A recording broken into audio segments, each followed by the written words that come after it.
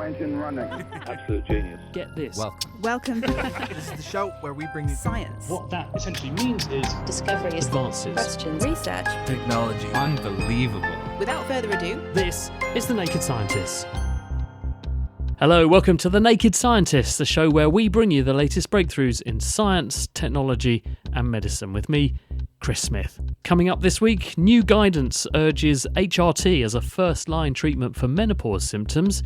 Also, the enormous black hole that doesn't appear to obey our existing laws of physics, and what DNA analysis is revealing about the people who inhabited Pompeii.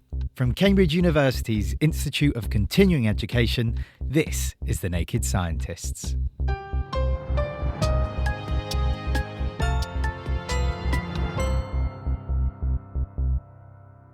First this week, the health assessment body NICE, the National Institute for Clinical Excellence, has said that women with menopause symptoms should be offered hormone replacement therapy as first-line treatment, rather than just therapy. To find out more, we put in a call to Heather Curry. Heather's a gynaecologist. She's the founder of Menopause Matters and also served as chair of the British Menopause Society. HRT is hormone replacement therapy and it is currently the most effective treatment for menopausal symptoms and the consequences of menopause, because menopause is all around becoming low in estrogen, so it kind of makes sense that the hormones that we're replacing with HRT are aiming to counteract the effects of being low in estrogen. And what sorts of symptoms does that include? The commonest symptoms are flushes and sweats, and this is related to the lack of estrogen causing the thermostat in our brain going a bit wonky. So our body thinks it's overheating when it's not and switches on these flushes and sweats to try and cool us down when it doesn't need to. But there are also very common mood changes, so low mood, anxiety, depressed mood, difficulty concentrating, often sleep disturbance and joint aches. And these symptoms are probably less well known, although there has been much more awareness of the range of symptoms over the last few years. And what fraction of people might benefit from taking HRT? I don't think we have a definite number. So statistics are produced around the numbers of people that are currently taking it, and that has increased massively over recent years, following a fall over 20 years ago. With publication of some quite big studies, there was a big loss in confidence and the numbers of people taking treatment dropped significantly.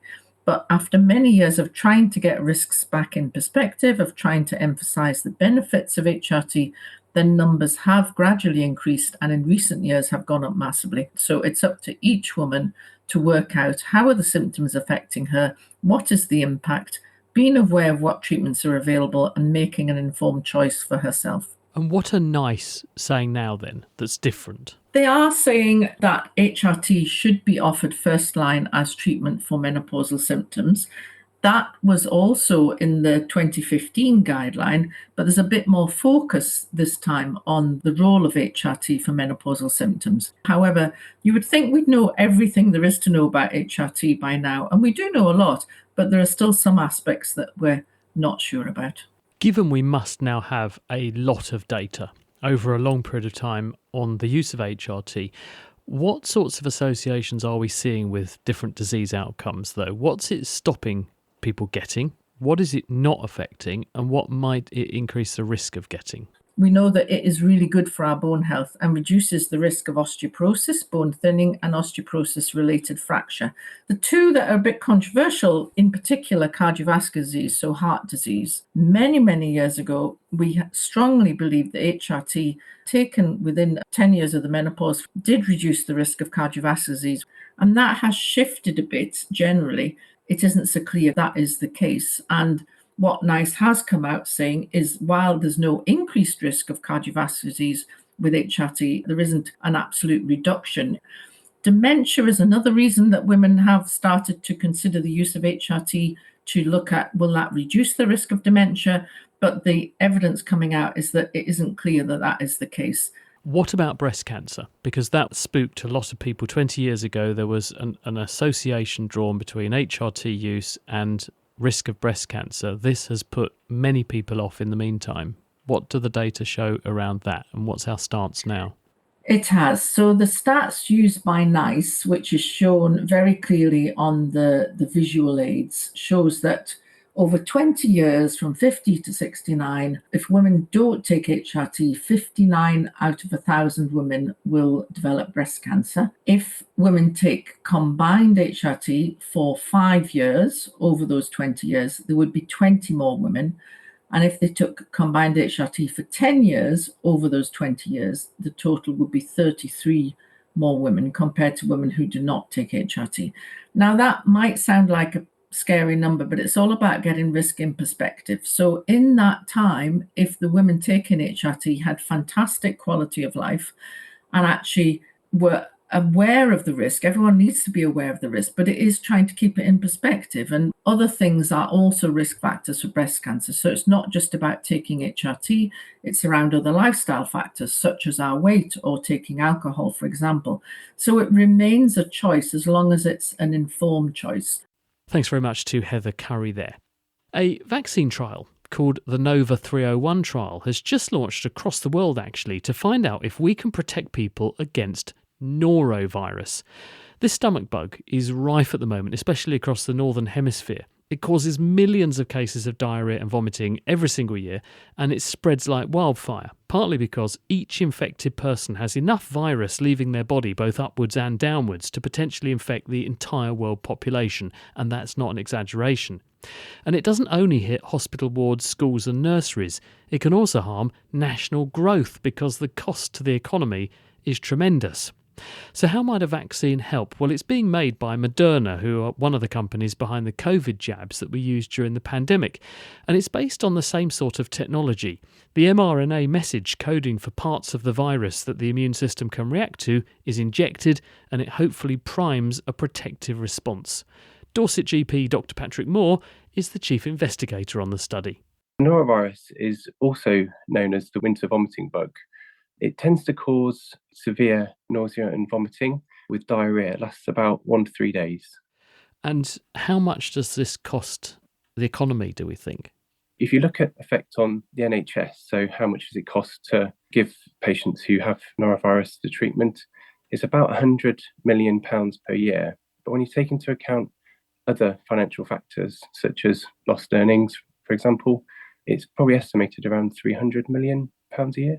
Goodness, it's a lot, isn't it? There must be millions of cases. To reach that sort of figure, it must be running into the millions of cases per year. Globally, we have about 685 million cases a year. In the UK, it's about 4 million. There's certainly big numbers. And at the moment, there is no way to prevent them, apart from infection control and keeping out of the way of people who've got it, presumably. That's correct. So the only treatment is actually supportive. So it's oral rehydration or intravenous rehydration, which is usually a hospital admission. And how easy is it to catch?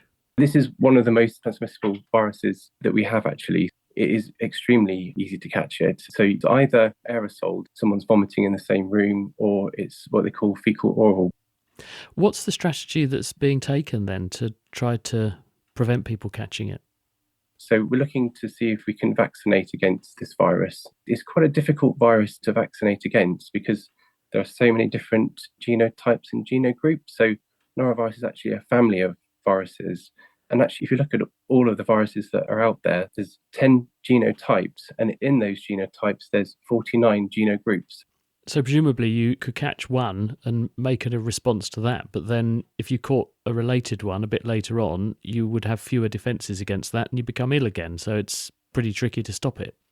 Yeah, correct. I mean, not all of those viruses circulate within humans, but there are certain viruses that are more popular in humans, and that's what the vaccine is trying to protect against. So they've taken 3 of those viruses and they've produced a vaccine to protect against those 3 common viruses that we have in humans. And what's the nature of the trial you're doing? How does it run? Who's the guinea pig effectively? And what's the nature of the vaccine? So this is what they call a phase 3 trial. We have been through the earlier phases, the phase 1 and the phase 2 trials. That has shown good safety profile and also that the bodies produce a good antibody response to the vaccine. We're looking to recruit in the UK about 2,500 participants from about 27 NHS sites. It's quite a large trial, and it's what they call a double-blind randomised controlled trial, which basically means that nobody knows whether you get the active vaccine or whether you get a sort of a saline vaccine. And what we do then is we then measure the efficacy, so how well the vaccine works. Presumably you'll be looking at the people you vaccinate to see what the rates of natural infection are then, and seeing if you get fewer of those infections in the people who've got the real deal versus the saline placebo. And if you do, then you can argue, well, it seems to be protecting people. That's exactly how it works, yeah. And obviously we'll be measuring and monitoring the safety profile of the vaccine as well, and whether it's tolerated well, and ensure that our participants are safe. How long are you going to follow the participants up for? The trial's running for 2 years. We vaccinate our participants. We then do a 2-year follow-up. So in that time, we'll look to see how well the antibody response is therefore, but also we'll then be measuring whether there are any cases of gastroenteritis, which are caused by norovirus, and that will give us our efficacy endpoint. And going forward, let's assume that you do get the result we're all hoping you do, and this does work. How is it going to be used? That's a decision for the regulatory authorities to decide how it's being used. But certainly from a medical GP perspective, we do have a significant burden in hospitals and care homes, not just with the residents, but also the staff as well. They have a lot of time off work and a lot of pressure on the NHS over the winter months. Ultimately, I see that as the main benefit.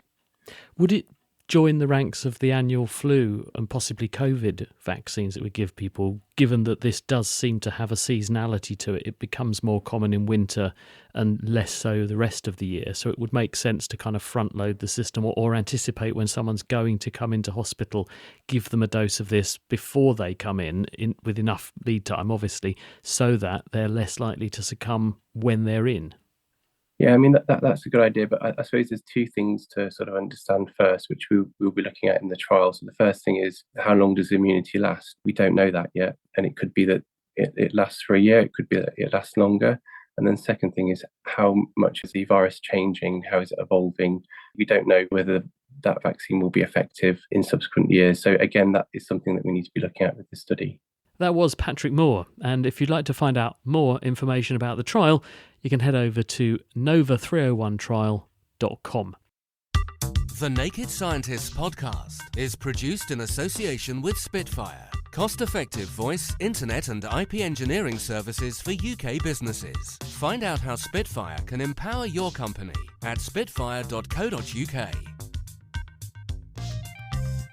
Music in the programme is sponsored by Epidemic Sound. Perfect music for audio and video productions. This is the Naked Scientists podcast with me, Chris Smith. Still to come, what DNA techniques are revealing about the famous volcanic eruption that wiped out Pompeii 2,000 years ago. But first, astronomers have discovered a supermassive black hole that appears to break the laws of physics. Well, sort of. At the centre of the distant LID 568 galaxy resides an enormous black hole, revealed to us recently by the James Webb Space Telescope.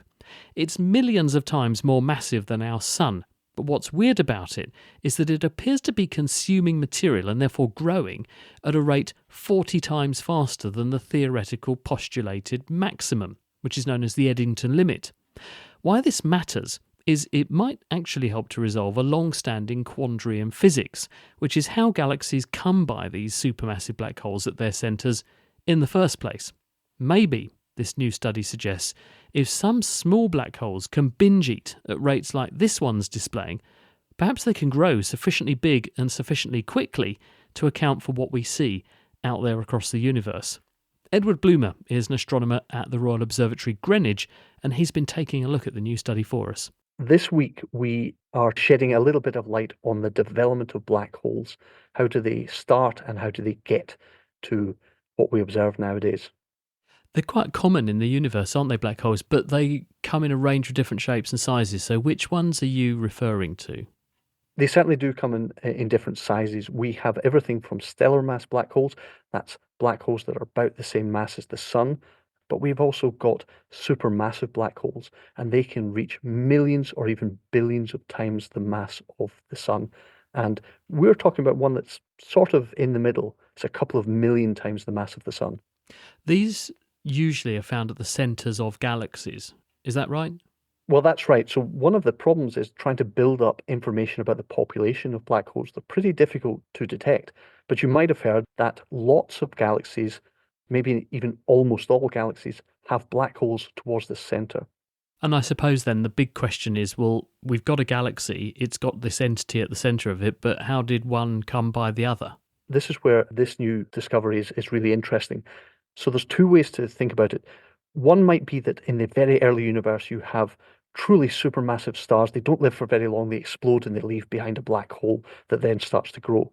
Or primordial gas and dust clouds collapse down and they produce black holes. And that sounds pretty similar, but one of them starts with a much lighter black hole and the other one much heavier.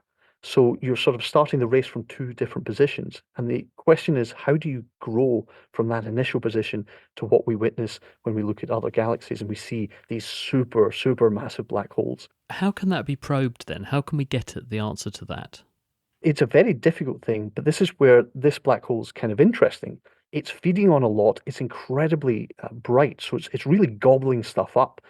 And the question is, well, I mean, black holes can feed things. You can throw things into black holes and they feed and they grow.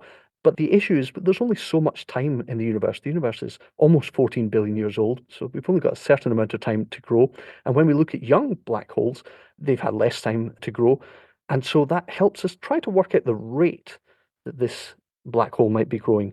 Is there a speed limit at which black holes are thought to be able to grow then? It's not just a question of you just force feed them, and rather like foie gras, you get an enormous black hole quickly. That is thought not to be feasible then.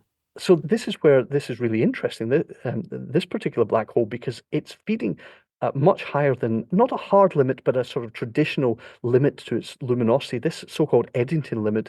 Basically, the more the stuff that falls in, the more radiation pressure gets produced that blows stuff away. Now, you can overcome that, but one of the ideas was that you could only overcome it on short periods of time.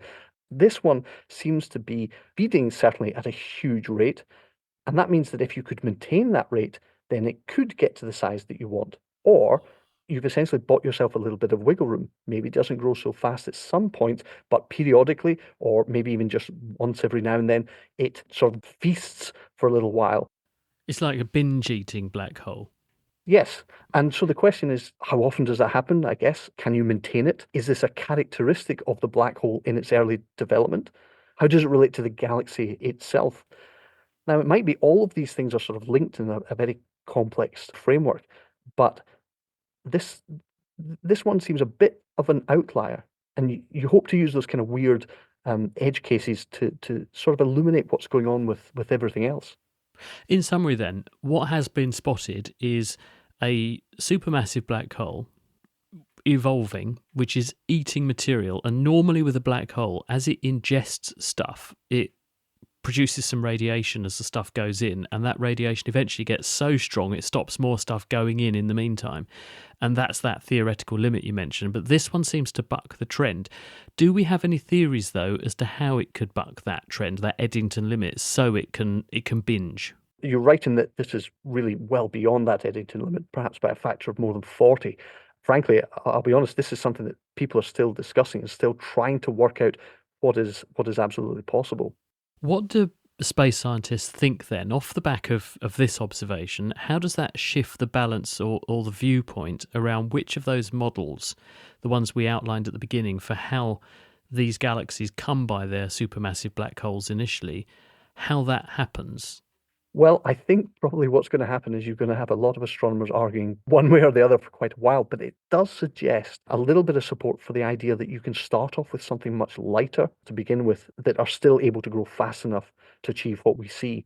Mind-bending and space-warping stuff. That was Edward Bloomer from the Royal Observatory Greenwich, taking a look at that observation on a binging black hole, which has just come out in Nature Astronomy. Now, back in 79 AD, nearly 2,000 years ago, a huge eruption of Mount Vesuvius destroyed the ancient Roman city of Pompeii. It covered everything in a layer of ash, and in the process it preserved some of the bodies of the people who lived there. Visitors today can see plaster casts that were actually made in the late 1800s of some of these remains. And incredibly, when those casts were recently taken for restoration, a team of scientists were able to extract DNA from the remains of the 2,000-year-old victims encased inside, in some of them. But while the bodies are certainly authentic Vesuvius victims, the genetic analysis has also pulled the rug, to some extent, from under some of the more romantic narratives that historians have woven previously about those bodies. Alyssa Mitnick at the Max Planck Institute for Evolutionary Anthropology is one of the team behind the work. Notoriously, DNA preservation is not very good over long term in warm climates such as the Mediterranean. And then, of course, the extreme heat of the Vesuvius eruption might have also contributed to the destruction of DNA. So first of all, we just wanted to see, would we be able to retrieve authentic ancient DNA? And then we really wanted to test some of these popular narratives that had been projected onto some of the individuals from which casts had been made in the past. I think I've seen those casts because I've been to both Pompeii and Herculaneum. It's a very striking place, isn't it? But these are the plaster casts of the victims. They were made decades ago, weren't they, some of those plaster casts? Yes. So the method was first developed in the 19th century, and since then, over 100 casts have been made. They would find some kind of cavity in this compacted ash sediment and then pour plaster in and then excavate that and see what it actually was, a human that died there or an animal perhaps. That's quite interesting to think about what actually happened to the bones inside that cavity. So the soft tissue was decaying and the skeletal elements remained, and they kind of followed gravity and fell down in this cavity. And then the actual pouring of the plaster would have moved around the bones some more. So what we were working with was 86 of the plaster casts were undergoing reconstruction at that time, or restoration, because they had been damaged in the past during the Second World War. So at some of the points in the plaster, we could actually see inside the cast, and we could see the bones that were embedded in the plaster. And that's where we could take samples for our DNA study. Do you get good quality DNA out of that, even nearly 2,000 years later? It was difficult. So we sampled a total of 14 individuals, and in the end, we only got usable, analyzable data for 5 of them. And then we also have to make sure that this is not any modern contamination that was introduced by any of the researchers, the archaeologists or anthropologists that had been working with these casts in the past. Because some of them were probing the site even several hundred years ago, weren't they? People became interested in the Pompeian site. So how do you know this really is authentic Roman or Roman era DNA? There are some in silico methods. So by analyzing the genetic sequencing data that we get, we can check for certain characteristics that are typical for old DNA. We do have somewhat a picture of what we could expect perhaps for general patterns of ancestry during the Roman era. There has been a big study done on the city of Rome during that time period. And what we found was that actually what we see in Pompeii is quite similar. Can this begin to give us some insights into the kinds of people who were in Pompeii? Yes, that was part of the analysis we did. So we looked at different parts of the genome, the nuclear genome that is inherited both from the mother and the father, and then the mitochondrial genome that is inherited only from the mother's side. And we compared that to populations around the world, both modern day populations as well as contemporaneous populations where there has already been ancient DNA published. And we related the individuals from Pompeii to see who they were most close to. And that gave us some information about who their most recent ancestors could have been, from which region of the world they originated. What emerged then? Because Pompeii was an interesting place, wasn't it? Because it was a very rich Roman town. There were a lot of what we in the modern era would call posh people living there, very well moneyed, educated. They also had a large number of people working for them who would have been less so. Does that get reflected potentially in what you see in the DNA? During the Roman imperial era, there's a real explosion of genetic diversity. And there's also a greater influence from the Eastern Mediterranean regions like the Aegean, Anatolia, the Levant. And although Pompeii is a much smaller town, we do see the same pattern. So there is a large genetic diversity, and we see this more Eastern Mediterranean genetic influence. And of course, this could be because these people were indeed themselves migrants from that region, or their parents or grandparents were. The surprising thing was that in some of the cases that we studied, the DNA, in fact, did not agree with some of these narratives that had been popularly spread. For example, we were looking at this group of 4 individuals from the House of the Golden Bracelet. These were 2 adults and 2 small children. And one of the adults was cradling one of the children on their lap. And they were traditionally interpreted as being a mother and her child. And the other adult was then the father of this group, and there was a second child. So a nuclear family. What we found is that, in fact, all 4 of these individuals were males. They were also genetically distinct from each other when we looked at their ancestry. Although we maybe can't now create any definitive new story for these people, we don't know exactly who they were and how were they related to each other. But it just shows us that maybe the first idea that comes to mind, the most intuitive or the most dramatic, is not the accurate one, and we have to keep open mind. I was quite happy to be able to contribute to these people's story and maybe bring their truth a bit closer to us. Absolutely remarkable. Alyssa Mitnick from the Max Planck Institute for Evolutionary Anthropology, and she just published those results in the journal Current Biology. Time now for our question of the week, and James Titko has been taking on this from a listener in the western region of the United States. Hello, Naked Scientists. Van in Nevada here. A friend is encouraging me to take a cancer screening test that scans for many different cancers. A review of one test says, while overall it picks up 90% of stage 4 cancers, it only detects an average of 17% of stage 1 cancers. Yet it is being touted as a test that can detect cancer early. Are these tests worthwhile? Thank you. Thank you, Van. Cancer Research UK estimates that roughly 1 in 2 of us will develop some form of cancer in our lifetime. Survival rates are improving as we continue to develop better treatments, which are most effective when we catch cancers in their early stages. That's where screening tests come in. The more we deploy and the more effective they are, the more we can improve outcomes for cancer patients. But when it comes to screening tests, there are different kinds, each with their own strengths and weaknesses. As a rule of thumb, a general screening test might be less likely to pick up a cancer than a test specifically designed to catch that kind of malignancy. But does that mean they aren't worth taking?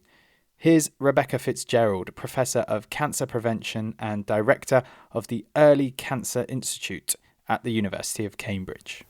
Yes, I think that the development of blood tests that can screen for multiple cancers is a really exciting new field. The technology is advancing very rapidly, and so it's still relatively early days to be sure how accurate these tests will be, particularly for early stage disease. As you note, Van, the detection rate is generally low for early stage cancers, though there is some complexity. For example, there's some evidence that they may detect more aggressive cancers earlier than less aggressive ones, so that's a very good thing. But it's also important to be aware that some cancers may be easier to detect than others through DNA and proteins shed into the blood. Interesting. So, could these tests carve out a role for themselves amongst our current screening initiatives? Overall, I think we need more evidence from trials to understand which of these tests work best. There are lots of companies developing the tests, and they're really focused on how they might be used clinically. For example, should we use them to test individuals with no symptoms?